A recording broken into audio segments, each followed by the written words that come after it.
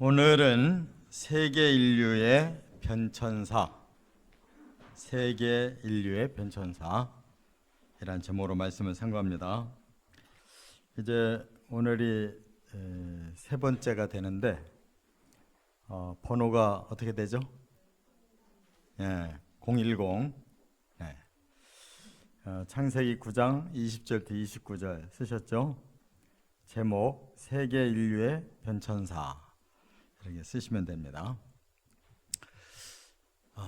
노아로부터 이제 새로운 인류가 시작됐죠. 그런데 처음 이제 시작된 인류는 8사람입니다. 노아 부부, 또 세 아들과 며느리들.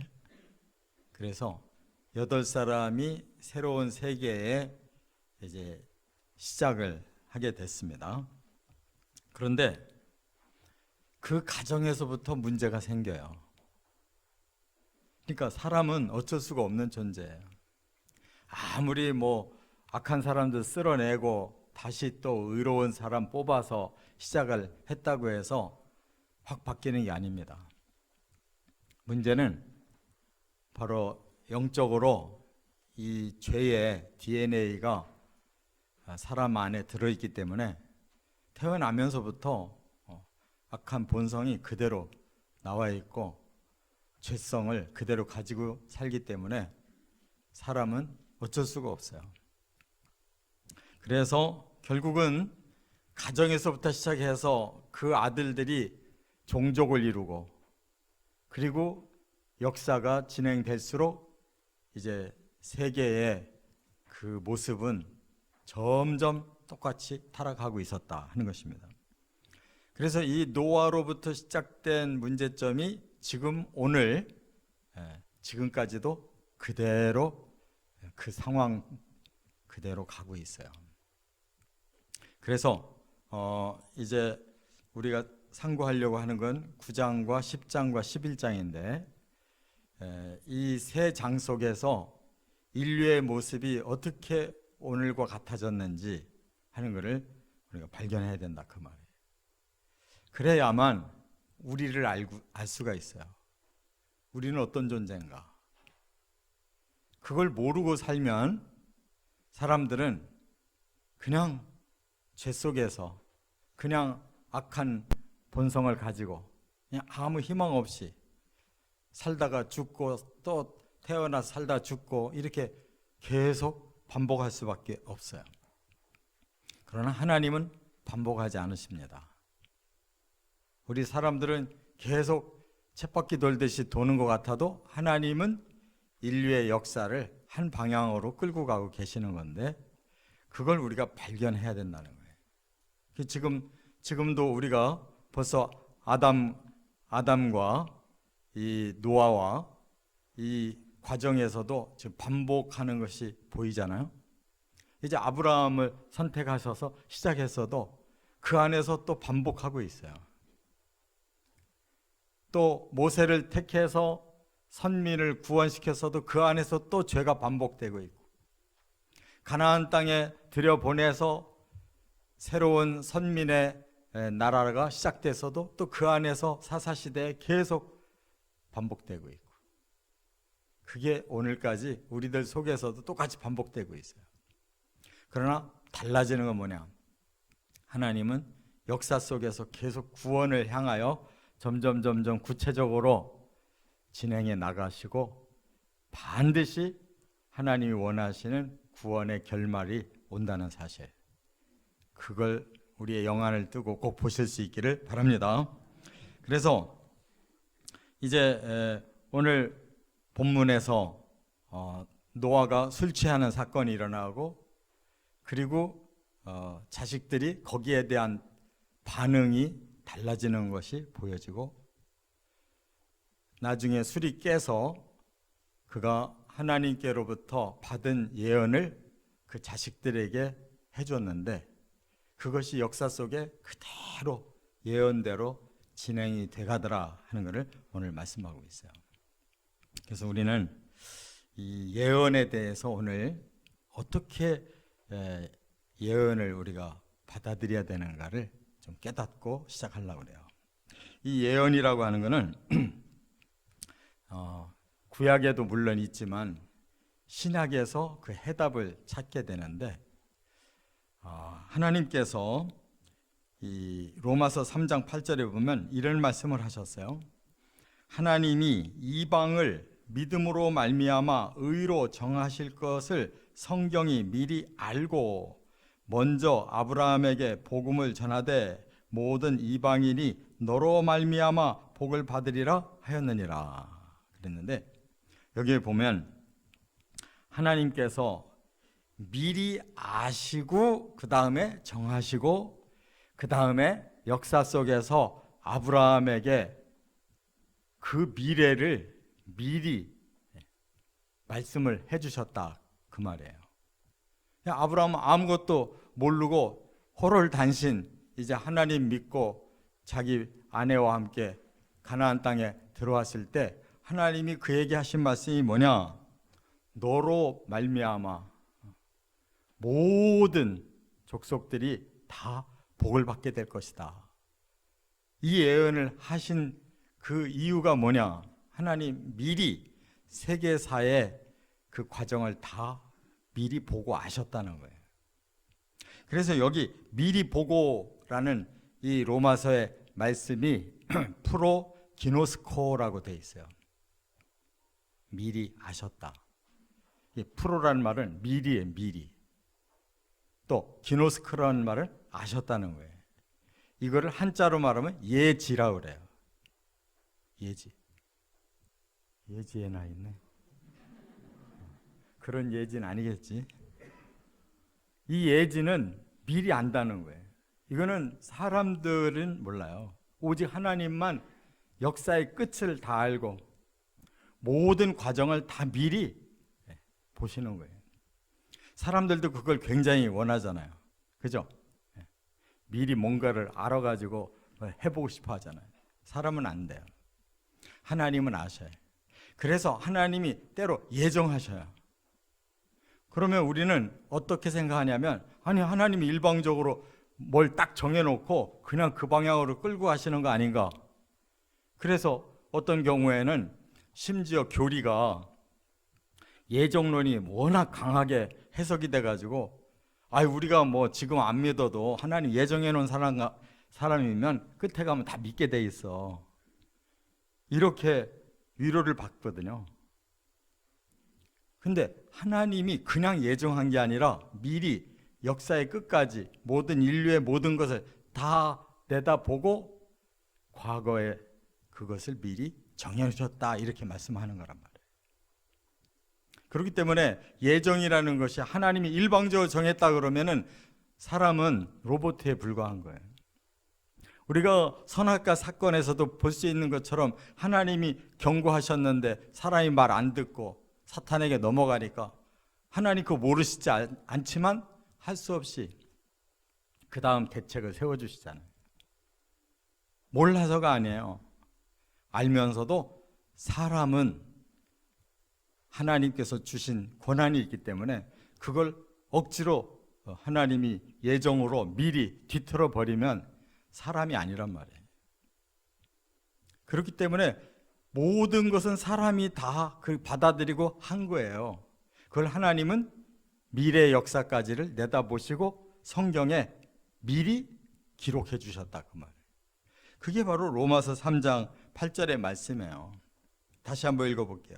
하나님이 이방을 믿음으로 말미암아 의로 정하실 것을 성경이 미리 알고, 그러니까 하나님이 미리 내다보셔서 장차 이방인들도 마음의 문이 열려서 예수를 믿고 온 인류 가운데 구원받을 자들이 있겠다라는 걸 하나님이 아시고 성경에다 미리 써주셨다는 거예요.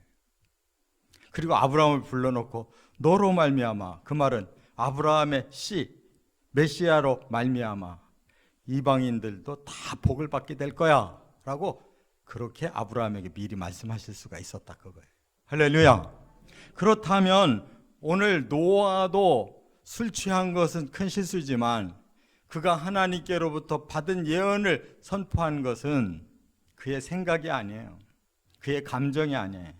하나님 미리 아시고 주신 예언의 말씀이에요. 그래서 노아는 선포했을 뿐이고 하나님은 미리 아신 것을 예언하신 대로 역사는 그렇게 흘렀다 그 말이에요. 이 해석을 우리가 확실히 알아야 성경이 풀리는 거예요. 이게 안 풀리면 성경을 자기 멋대로 풀어서 앞뒤가 안 맞게 만드는 것이다 그 말이에요. 자, 이제 첫 번째 문제 9장 20절부터 23절에 보면 노아의 가정으로부터 선악의 갈등이 시작됐다. 겨우 노아를 구원해 놓고 다시 인류를 시작하게 했는데 그들 집에서부터 선악의 문제가 갈등을 일으켰다는 거예요.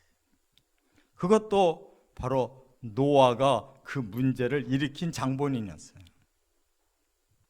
새로 농사를 짓기 시작했고 포도 농사가 잘 돼서 집에서 포도주를 담궈가지고 먹었는데 이 할아버지가 너무 많이 드셨어요. 그런데 오늘 본문에 딱 한 차례인 것처럼 얘기하지만 한 차례일 수가 없는 거예요. 습관된 거라고요. 포도주 만들어서 먹기 시작하면서 맛이 들려가지고 계속 먹은 거예요.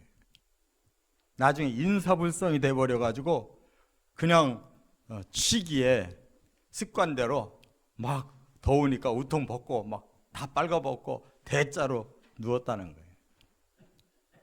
거기에 부인은 괜찮겠지만 자식들 셋이 민망하고 더 민망한 건 며느리 셋이란 말이에요.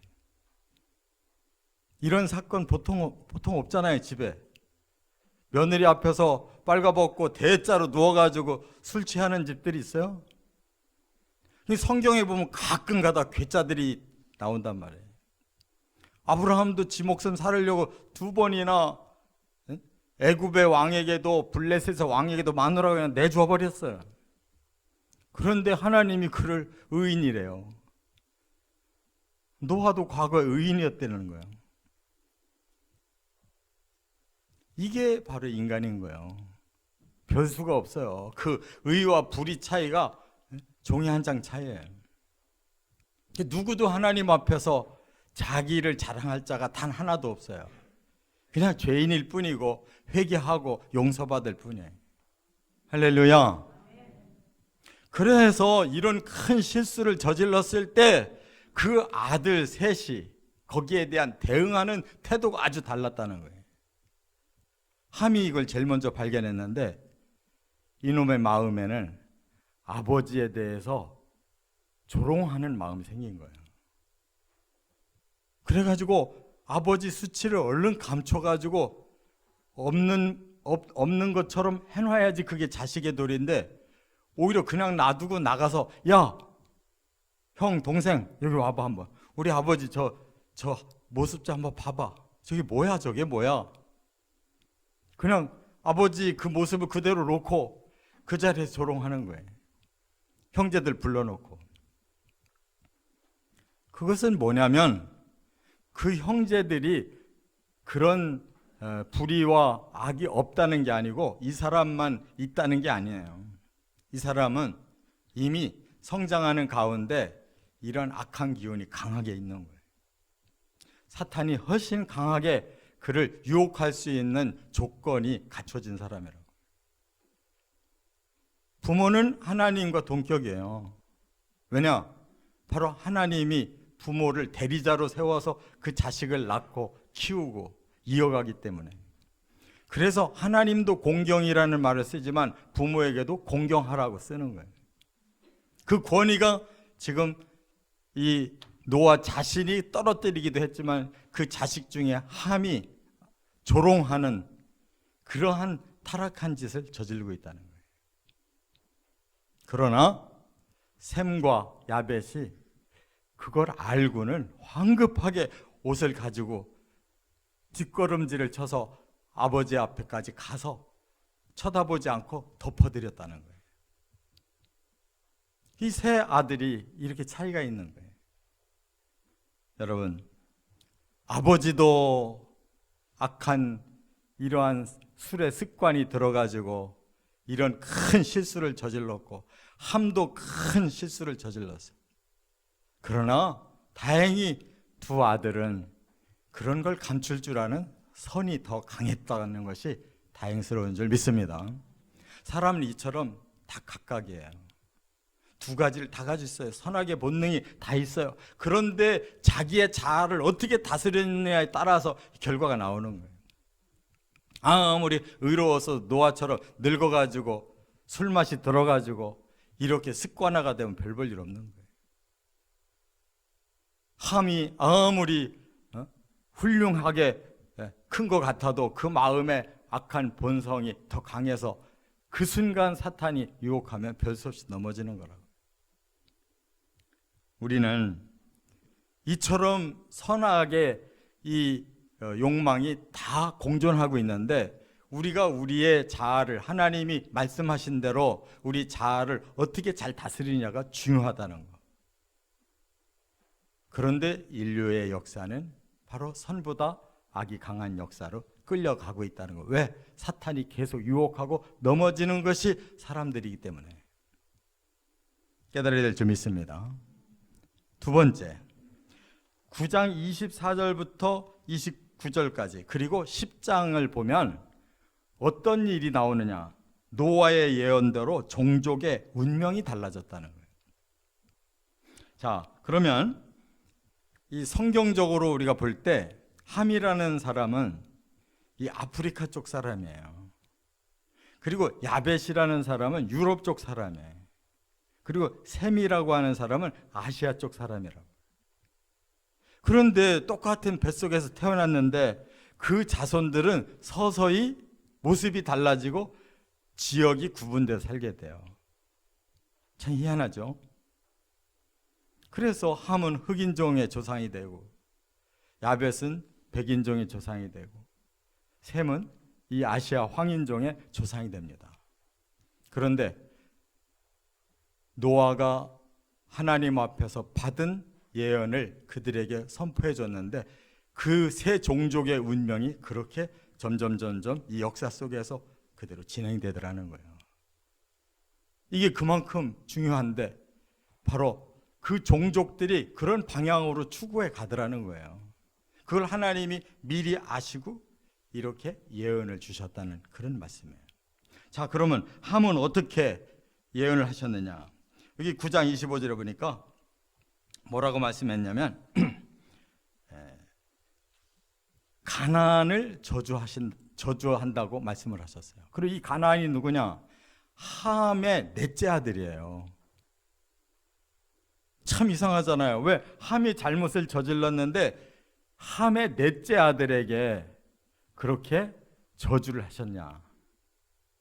그것은 미래를 보신 하나님이 이 인류 가운데 함의 자손들에게서 강력한 악이 나오는 것을 보신 거예요.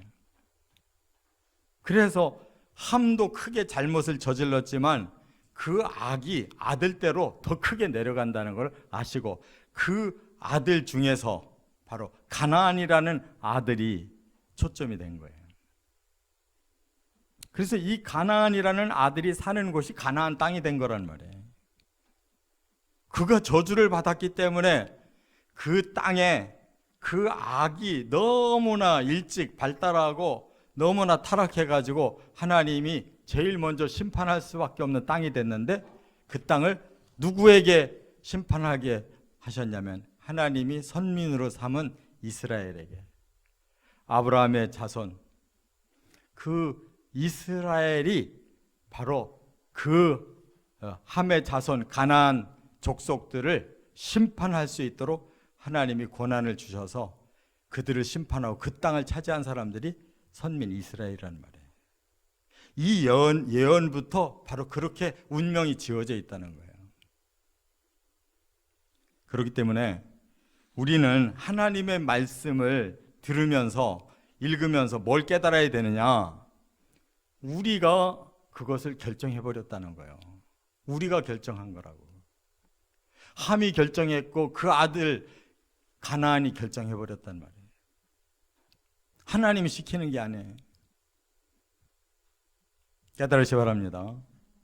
이렇게 우리 자신은 우리를 책임져야 될 존재인데 우리는 그것을 선한 방향으로 우리가 만들어 가야 될 책임이 있는 사람들이 바로 악의 방향으로 끌고 가서 우리 스스로 우리의 권한을 완전히 다 파괴시켜 버렸다, 그런 말씀이에요. 그래서 하나님께서 함에게는 이러한 저주를 주셨는데, 사실은 함은 굉장히 시작이 아주 제일 앞장서는 시작을 해요. 왜 그러냐? 함의 자손들이 굉장히 똑똑했고 또 힘이 좋았어요. 그래서 그 자손 중에 그 함의 그 첫째 아들이 구스라는 아들이 있어요. 이 구스가 자식을 낳는데 거기서 누가 나왔냐면 니므롯이라는 사람이 나와요. 그 니므롯이 누구냐? 인류 문명을 처음 신할 땅에다가 세운 그런 첫 번째 왕 같은 사람이에요. 그러니까 결국은 인류의 문명은 어디서부터 시작하느냐? 아프리카 사람부터 시작한 거예요. 그런데 이렇게 그들이 저주를 받을 것이다, 미래가 그들에게 저주가 임할 것이다 라는 하나님의 예언에 의해서 바로 그들은 저주를 받아요. 이와 같이 우리가 잠깐 잘 된다고 그게 다가 아니라는 거예요. 우리가 계속 우리의 선악의 문제를 다스려가지 못하면 뒤집히는 거예요. 시작된 축복이 저주로 바뀐다는 걸 깨달으시기 바랍니다. 그래서 이 니므롯이 세상의 첫 용사라고 그랬고, 그리고 그는 여호와 앞에서 용감한 사냥꾼이라고 그러고, 이렇게 대단한 인물로 시작을 했는데 바로 그가 결국은 하나님 없는 악한 문명을 만들어낸 가장 하나님의 대적자가 되어버리고 만 것이다, 그 말이에요. 자, 그 다음에 셈에 대해서 뭐라고 말씀했느냐? 셈의 하나님 여호와를 찬송하리로다 그랬어요. 셈의 하나님이래요. 다시 말해서 하나님이 쓰실 그 종족은 셈이라고 예언하신 거예요. 그래서 그 셈의 자손에서 누가 나왔느냐? 아브라함이 나온 거예요. 그리고 그 아브라함의 선조 중에 에벨이라는 사람이 있는데, 이 에벨이라는 사람에게서 그 변화가 일어나요. 어떻게? 그 에벨이 바로 이 구스의 아들 니므롯이 세운 그 메소포타미아 문명에서 먼저 건너오기 시작해요. 그 유브라데 강을 제일 먼저 건너온 사람이에요. 거기서 건너온 사람. 그래서 그 건너왔다는 그 뜻이 히브리라는 뜻이에요. 그 아브라함이 그걸 실천해낸 사람, 가나안까지 건너와서 실천해낸 사람이 아브라함이에요. 그래서 아브라함을 보고 히브리 사람이라고 말하기 시작한 거예요. 이처럼 하나님은 셈을 통해서 당신의 뜻을, 당신의 계획을 시작하신 그러한 하나님께 찬송을 올리는 귀한 직임이 셈에게서 나오고 있다는 걸 깨닫습니다. 그 다음에 야벳은 어떻게 됐느냐? 야벳은 9장 27절에 이렇게 예언을 해요.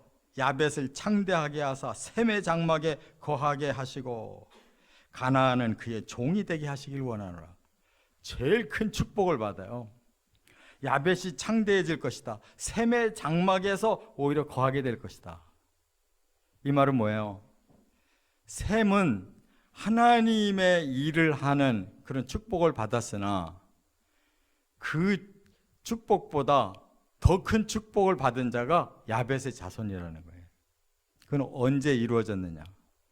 바로 복음이 예수님으로부터 시작돼서 제자들로부터 퍼져나가기 시작할 때 사도 바울이 어디를 제일 먼저 건너간 사람이냐?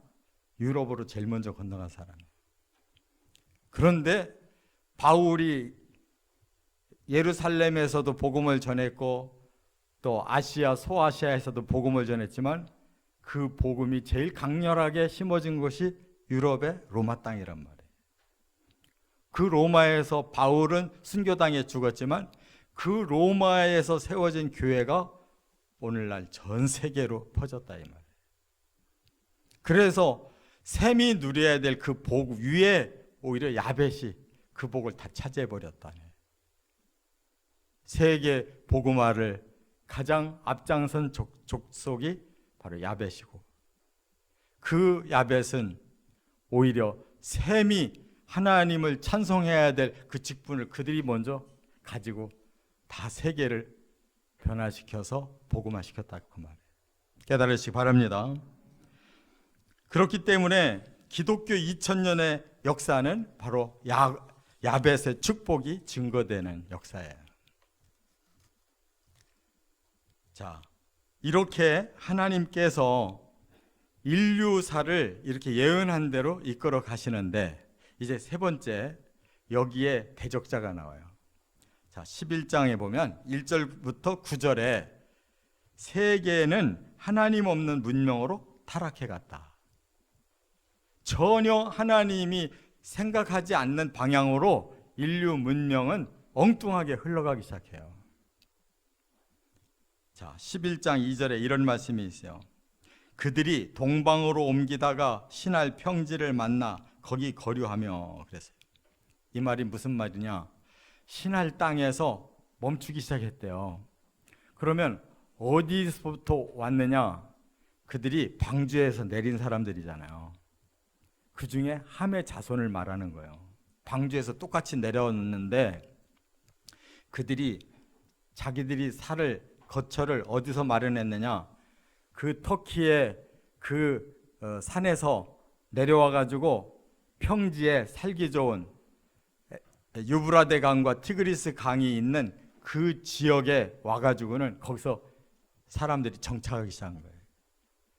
그래서 구스의 아들인 자손인 니무롯이 거기에서 바벨탑을 쌓고 처음 메소포타미아 문명을 거기서 일으킨 거예요.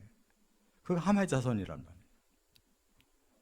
그런데 그들이 왜 바벨탑을 샀을까? 그건 바로 홍수 경험을 한 자들이었기 때문이에요. 그래서 자기들은 산 꼭대기에서 간신히 방주 안에 있었기 때문에 살아났는데 거기서 높은 산에서 살 길을 찾아서 내려오다가 신할 땅에서 정착을 했는데 거기는 평지니까 비가 오면은 우리는 물에 쌓여 또 죽는다. 그래서 높이 탑을 쌓고 살자고 한 거예요. 근데 이 바벨탑이라는 이름이 바로 혼잡이라는 뜻이에요. 그건 뭐냐? 뭐가 혼잡이냐? 하나님의 뜻을 저버리고 사람들의 많은 이런저런 생각대로 이제 막 살기 시작한 거라 그 말이에요. 그래서 세상은 사람의 생각으로 꽉 차 있는 엉뚱한 문명, 하나님이 없는 문명, 사람이 주인공으로 살고 배후에서 사탄이 마음껏 활약하는 이런 혼잡한 세상을 만들기 시작했다 그 말이에요. 그것이 지금까지 오고 있는 거예요. 지금까지 인류는 뭐를 쌓고 있느냐? 혼잡이라고 하는 바벨탑을 계속 쌓고 있는 거예요. 그래서 BC 500년대에 바로 남유다까지 멸망시킨 자들이 그들의 후손인 신바벨론 제국의 느부갓네살이 유다 나라를 멸망시켜요. 그리고 마지막 때 다시 바벨론이 다시 일어나요. 그게 적그리스도가 와서 세울 마지막 나라예요. 그래서 요한계시록에 바로 17장에는 음녀로, 18장에는 바벨론 성으로 표현해서 그 적그리스도가 주도하는 이러한 이 거짓 문명의 세계는 거기서 끝장난다는 것을 예언하시는 거예요. 예언이 성취된 걸 말씀하는 거예요. 깨달으시 바랍니다. 그래서 인류는 지금 하나님 없는 문명이에요. 완전히 사람의 그 복잡한 생각으로 이 세상을 만들어 가는데 이 세상은 지금 아주 지멋대로인 거예요. 지멋대로.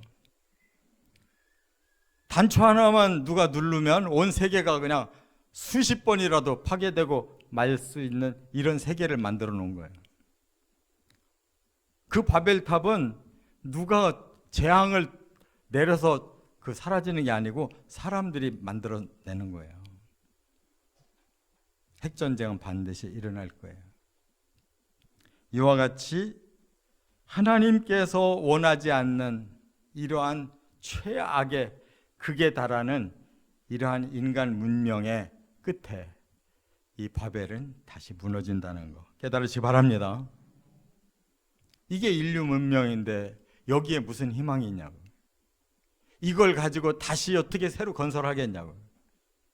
지구는 다 지금 부패해버렸고 사람들의 마음도 다 부패해버렸고 미래가 보이지 않는 세상인데도 사람들이 뭔가를 해보겠다는데 그건 전부 이 세상에 온갖 악을 저질러서라도 자기들의 욕망을 이뤄보고자 하는 이러한 악한 이 최악의 상황밖에 더 이상 다른 게 뭐가 있나요?